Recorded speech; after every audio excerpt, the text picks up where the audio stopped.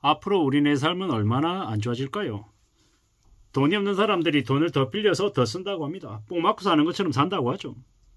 가난한 동네에 소비가 더 왕성하다고 합니다. 대려 부자 동네는 되게 단촐하고 씀씀이 더 적다고 하죠. 경제적으로 여유가 있는 사람들은 자기 건강에 대해서 신경 쓰는 게 되게 이제 크고 대체로 다른 것에는 좀 신경을 덜 쓴답니다. 단촐하게 산다고 하죠.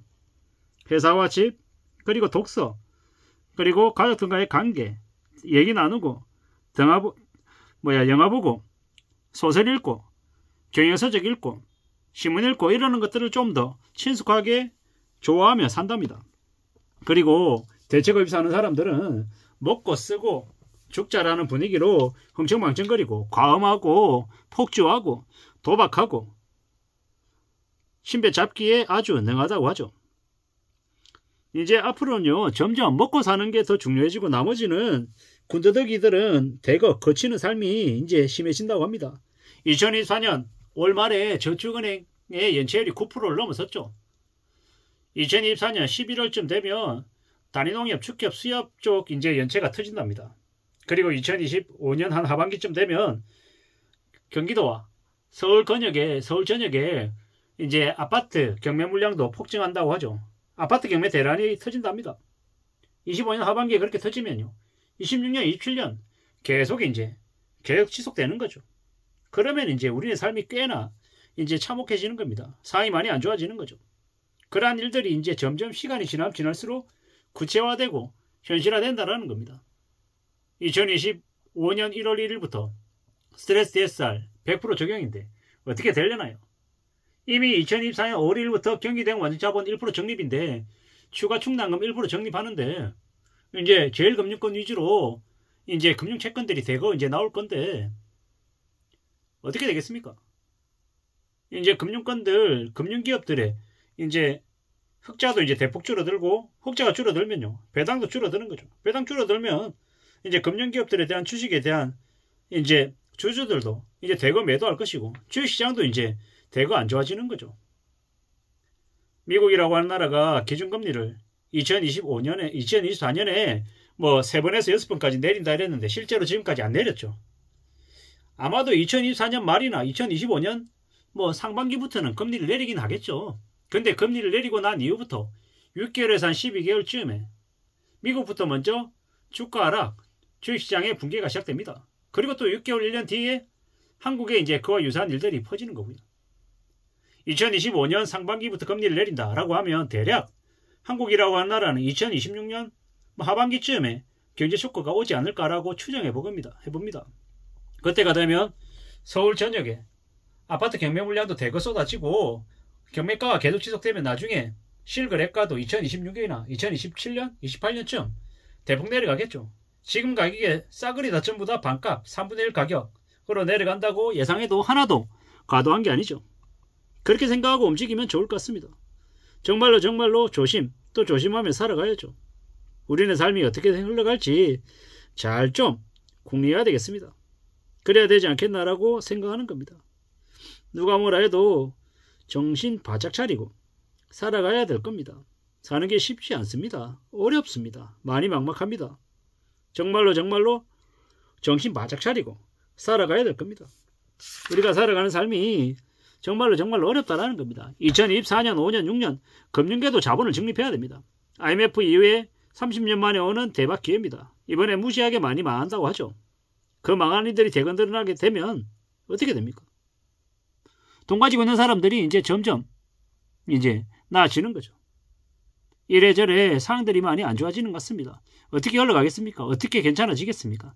정말 쉽지 않다라는 겁니다. 누가 뭐라 해도 이 살아가는 현실을 정신 바짝 차리고 다시 움직여야 될 것 같습니다. 그래야 된다라고 생각합니다. 누가 뭐라 해도 살아가는 삶은 쉽지 않죠. 정말로 어렵습니다. 그렇다면 어떻게 해야 되겠습니까? 정신 바짝 차리고 지내야 됩니다. 그냥 되는 거 없다라는 겁니다. 앞으로 더 힘들어지고 더 어려워질 것이기 때문에 더 조심해야죠. 더 우려하고 더 염려하며 살아야 됩니다. 누가 뭐라 해도 삶을 정신 바짝 차리고 살아가야 됩니다. 앞으로는요, 더 우려하고 더 염려하고 더 조심하며 지내야 되겠습니다. 그거 말고 길이 없습니다. 노력 안 하고 연로하고 여유 부리고 룰랄라 하며 살고 싶어하는 멋모르는 2030들이 대거 몰락하고 무너지는 겁니다. 어처구니 없는 일이죠. 절대로 괜찮지 않습니다. 앞으로요, 무리하게 빚을 지고 부채가 안 드러난 이들은요, 다 지옥으로 끌려가는 겁니다. 빚지고 사는데 괜찮을 리 없습니다. 저축은행 연체가 9%가 넘어간다는 얘기가 뭡니까? 저축은행이 가지고 있는 무수히 많은 자산들이 헐값에 나온다는 겁니다. 저축은행이 가지고 있는 부동산들, 주식들, 미술품들, 여러 가지들이 대거 헐값에 나오면요, 이제 그 상품들이 연관이 되어 있는 그 시장에 가격에 이제 지대한 영향을 미치는 거죠. 폭발이 일어나는 거죠. 앞으로 더욱더 우려하고 더욱더 염려하는 일들이 계속 벌어질 거다라는 겁니다.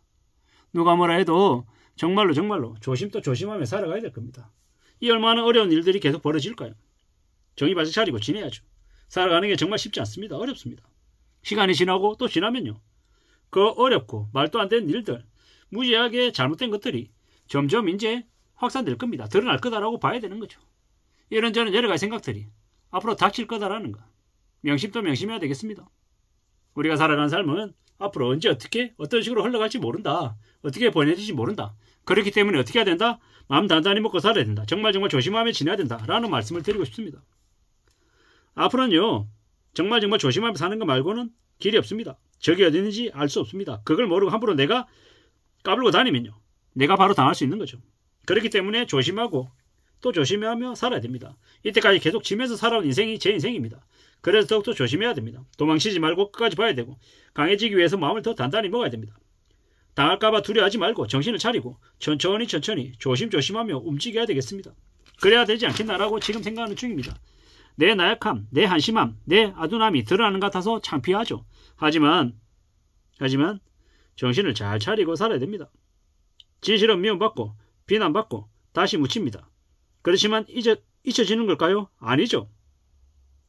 언젠가는 드러나기 마련이다라는 겁니다. 우리가 살아가는 삶이 무섭고 두렵다라는 걸 느끼는 게 당연한 겁니다. 지금 현재 정말 엄청난 상황을 맞이하고 있기 때문입니다. 그래서 더 조심하고 더 살아야 됩니다. 나이가 들면 들수록 겁이 많아지고 의심이 늘어나는 게 당연한 겁니다. 세상이 무서운지 알기 때문인 거죠. 우리는요, 정말로 이 현실에 잘 적응하기 위해서 천천히 움직여야 됩니다. 살아가야 된다는 겁니다. 우리는 절대로 조급하면 안 됩니다. 한번 밀리면 끝장이라고 생각하면 안 됩니다. 단기간에 뭘 할 생각하지 말고 멀리 내다보고 살아야 됩니다. 그렇게 천천히 축적해 나갈 생각을 하는 게 더욱 필요하다라는 겁니다.